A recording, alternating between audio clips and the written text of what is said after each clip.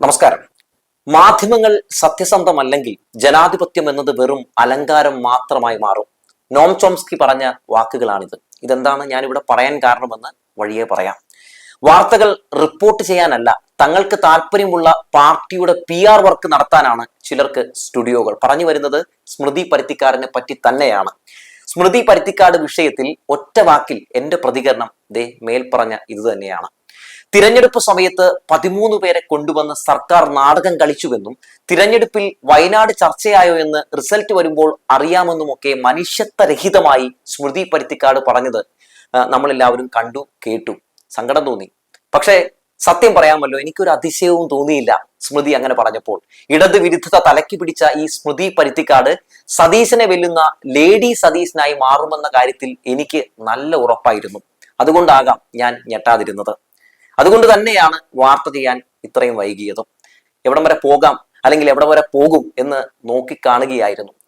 തിരഞ്ഞെടുപ്പ് പ്രചാരണ സമയത്ത് മുഖ്യമന്ത്രി പിണറായി വിജയനെയും റവന്യൂ മന്ത്രി കെ രാജനെയും കാണാൻ മുണ്ടക്കയിൽ നിന്നും ഒരു 13 അംഗ സംഘം എത്തിയ കാഴ്ച നമ്മളെല്ലാവരും കണ്ടു. വളരെ സന്തോഷം തോന്നി അത് കണ്ടപ്പോൾ, അല്ലെ?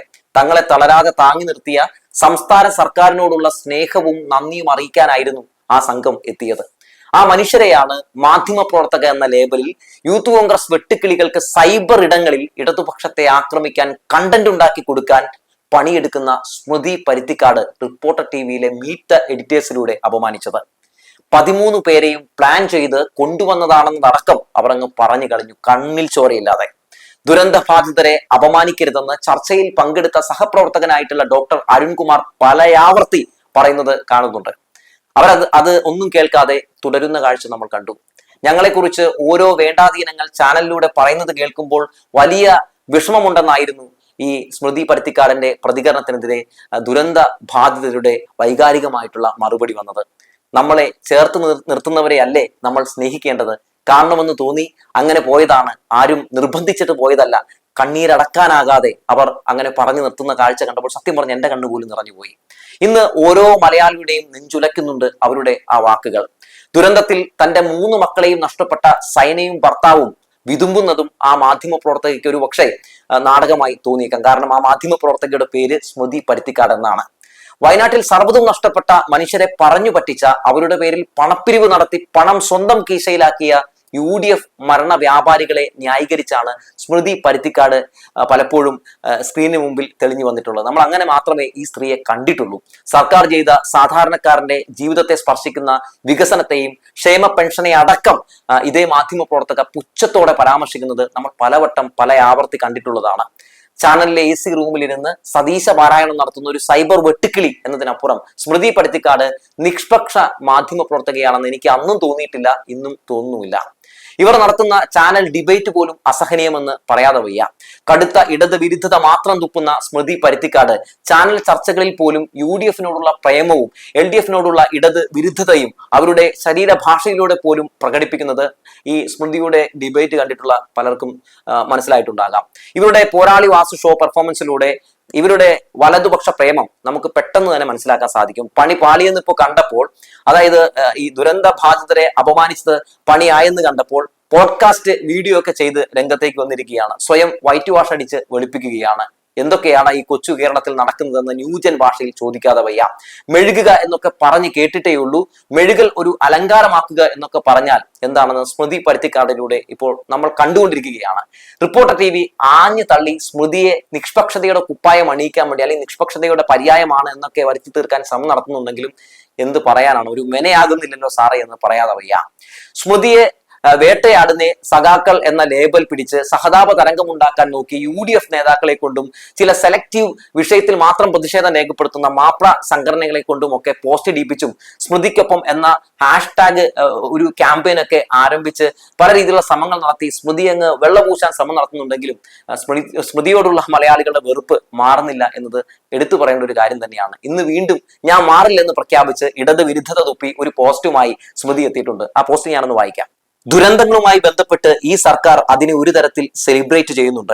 ഞങ്ങൾ ഇതാ എല്ലാം ചെയ്യുന്നു, ഞങ്ങൾ മുഴുവൻ ചെയ്യുകയാണെന്ന് പറയുമ്പോൾ അതിലൊരു ഔദാര്യത്തിന്റെ ഭാഷ വരുന്നുണ്ട്.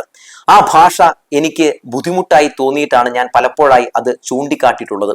നമ്മുടെ ചൂടേറിയ ചർച്ചയ്ക്കിടയിൽ അവിടെ ഞാൻ കാണുന്നത് മുഖ്യമന്ത്രി ഒരു കാരണവരുടെ വേഷത്തിൽ ബാക്കിയുള്ളവരെയൊക്കെ അനുഗ്രഹിച്ച് നിൽക്കുന്നതാണ്. സർക്കാരിന്റെ എല്ലാ പ്രതികരണങ്ങളിലും ആ രൂപത്തിലാണ് മുഖ്യമന്ത്രിയെ അവതരിപ്പിക്കുന്നത്. ഇതിൽ CPM ജനറൽ സെക്രട്ടറി പറയുന്ന ഒരു പിതൃബോധമുണ്ട്. ഒരു കമ്മ്യൂണിസ്റ്റ് മുഖ്യമന്ത്രിക്ക് പിതൃബോധമാണോ വേണ്ടത് എന്ന് എനിക്ക് അത്ഭുതം തോന്നി. ഇതൊരു പഴയ തറവാടും അവിടുത്തെ ഒരു കാരണവരും അദ്ദേഹത്തിന്റെ അനുഗ്രഹം കാത്തു നിൽക്കുന്ന കുറച്ച് ഭൃത്യന്മാരും അനുചരന്മാരും എന്ന രൂപത്തിലാണ് കാര്യങ്ങൾ പോകുന്നത്. അങ്ങനെ അല്ലാത്തവരോട് കാരണവർ പിണങ്ങും. കാരണവരോട് അധികം ചോദ്യങ്ങളോ രൂക്ഷമായ ചോദ്യങ്ങളോ ചോദിച്ചുകൂടാ. അങ്ങനെ ശക്തമായ ചോദ്യങ്ങൾ ചോദിച്ചാൽ കാരണവർ വല്ലാതെ ദേഷ്യത്തിലാകും. അപ്പോൾ മോശം പ്രതികരണങ്ങൾ അദ്ദേഹത്തിന്റെ ഭാഗത്തു നിന്ന് വരും. രാഷ്ട്രീയ ചട്ടമ്പിത്തരം എന്ന് പറയാം, അല്ലെങ്കിൽ നിങ്ങളുടെ സൂക്കേട് എന്താണെന്ന് അറിയാം എന്നൊക്കെയുള്ള ഭാഷകൾ വരും. ഇതൊക്കെ വിമർശിക്കേണ്ടേ എന്ന് ചോദിച്ചാൽ മാധ്യമ പ്രവർത്തകർ ചോദിക്കുമ്പോൾ അതൊരു പ്രശ്നമായി മാറുകയാണ്.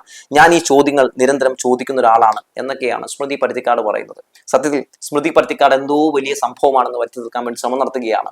അല്ല സ്മൃതി, സത്യത്തിൽ സ്മൃതിക്ക് ഒരു ഉളുപ്പ് തോന്നുന്നില്ലേ എന്ന് ചോദിച്ചു പോവുകയാണ്.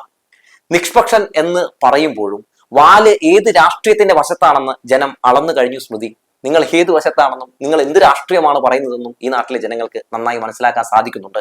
നമ്മൾ ചുമക്കുന്ന നേതാവ് തുമ്മിയാൽ മാധ്യമപ്രവർത്തകൻ മൂക്കു പിടിക്കുന്ന കാലത്ത് സ്മൃതി പരുത്തിക്കാടിനെ പോലുള്ളവർ വിസ്മയമല്ല എന്ന് പറഞ്ഞു വെക്കട്ടെ. സത്യം വിളിച്ചു പറയാൻ നട്ടലില്ലാത്തവരും രാഷ്ട്രീയ യജമാനന്മാരുടെ എച്ചിലിനായി കാത്തു നിൽക്കുന്നവരും മാധ്യമപ്രവർത്തകർ എന്ന വിശുദ്ധമായ പേരിന് കളങ്കമാണ്. ജനത്തിന്റെ കണ്ണിൽ പൊടിയിടാൻ അവർ ഉപയോഗിക്കുന്ന ബ്രേക്കിംഗ് ന്യൂസുകൾ യഥാർത്ഥത്തിൽ ജനാധിപത്യത്തിന്റെ തന്നെ ശവപ്പെട്ടിയിലെ ആണിക്കല്ലുകളാണെന്ന് പറയാതെ വയ്യ. സ്മൃതി പരുത്തിക്കാടിട്ടിരിക്കുന്ന ഈ പോസ്റ്റ് പോലും കാണുമ്പോൾ അങ്ങനെയാണ് പറയാൻ തോന്നുന്നത്.